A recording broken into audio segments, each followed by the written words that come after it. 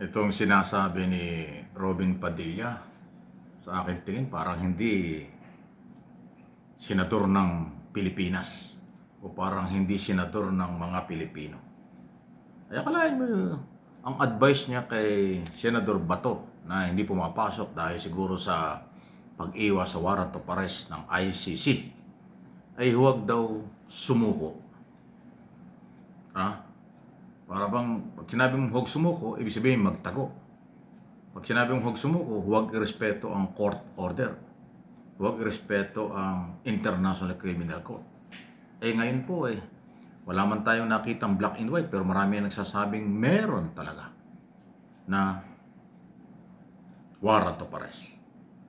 Dahil dito, kaya ko nasasabing parang hindi senador kasi senador siya ng Republika ng Pilipinas. Mambabatas ka, gumagawa ka ng batas, dapat i-advise mo ang kahit sino, hindi lang si Bato de la Rosa, na sumunod sa proseso. Dahil ang proseso, ang tamang pamamaraan, hindi ang pagtatago. Kasi ang pagtatago, pag-iwas sa karapatan mong ilaban mo ang sarili. Samantalang kung susurrender o magpapahuli, haharapin mo ang paglilitis. Kung wala kang kasalanan, hindi ka guilty, lalabas ang katotohanan. Pero pag sinabi mong huwag magpahuli at magtago, International Criminal Court ang kinakalaban dyan. Hindi lang po ang Pilipinas. Kasi ang ICC, membro dyan, maraming bansa sa mundo. Ay nakakarating sa ICC ang ganyang klaseng panawagan at sinasabi ng isang senador na katulad ni Robin Padilla.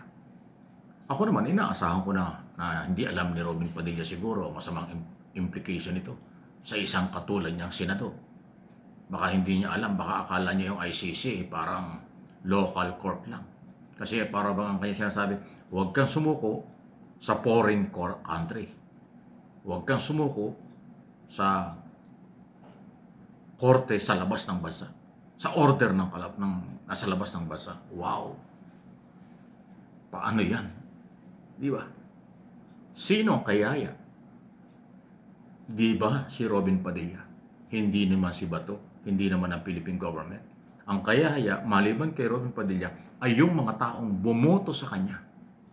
Bakit naman yung kasi binoto yan ako, ni panaginip, hindi ko hangad na mga senador yan. Artista lang yan, gusto niya senador.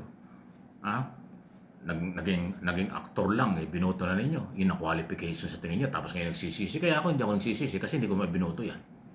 Alam ko na ang senador ay para sa mga talagang dalubhasa sa paggawa ng batas. Foreign policy, international issue, national issue. Hindi pwede ang acting-acting lang. No, hindi nagsisisi kayo. Ako hindi ako nagsisisi. Anyway, sunod na ating pag-usapan. Nako, Vice President Sara, talagang maraming kakaharaping mga kaso pagpasok ng bagong taon. Sa ombudsman, pwedeng makarating sa korte, at saka po impeachment. Kasi ang pangalawang pangulo, wala po yung immunity.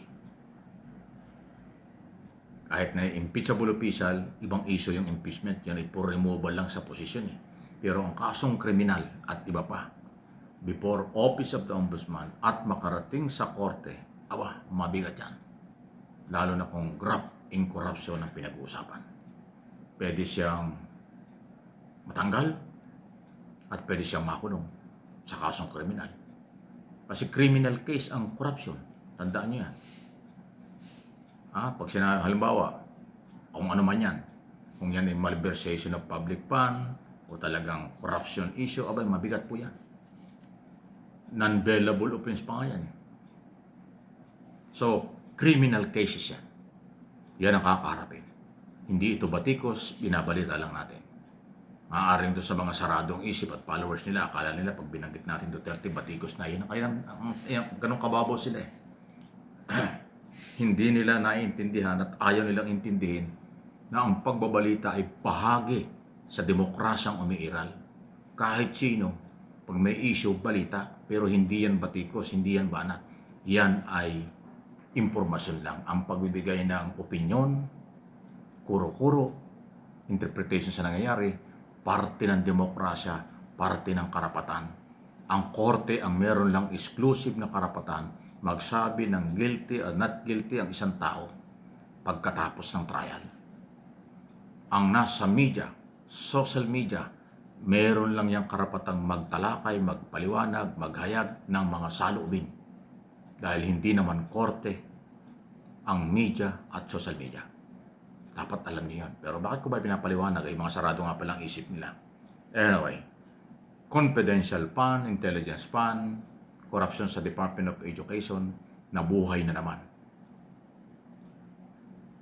Sabay pa yan.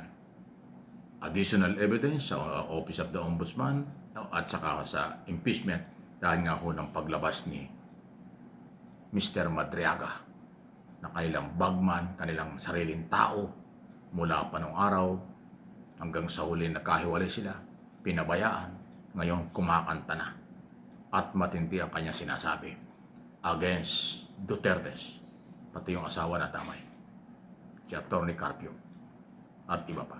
Yan ang nangyayari. So, aabangan natin. Iilang araw na lang, bagong taon na. Sa bagong taon sigurado.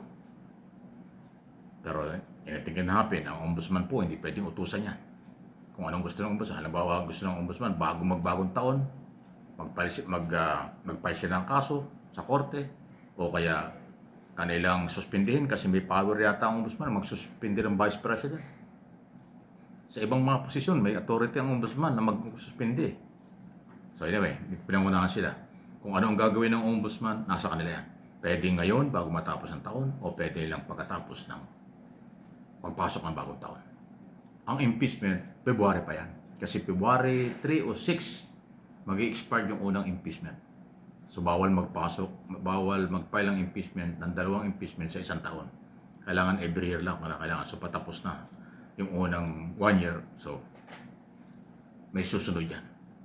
Binabalangkas na po, ginagawa na ang konkretong ebidensya, mga testigo at iba pa sa impeachment.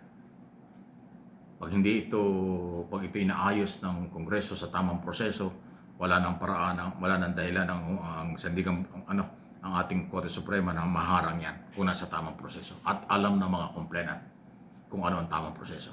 I-file yung kaso, idaan sa Committee on Justice, magkaroon ng hearing, ipatawag si Sara, bigyan ng pagkakataon, tapos dalhin sa plenary recommendation, magbutuhan, pagka nakakuha ng enough number, diretso ng article of impeachment. Ganun po yung prosesong gusto ng Supreme Court. Natural, susundin yan para hindi masilip o hindi masabi na unconstitutional ang susunod na impeachment laban kay Sara Duterte.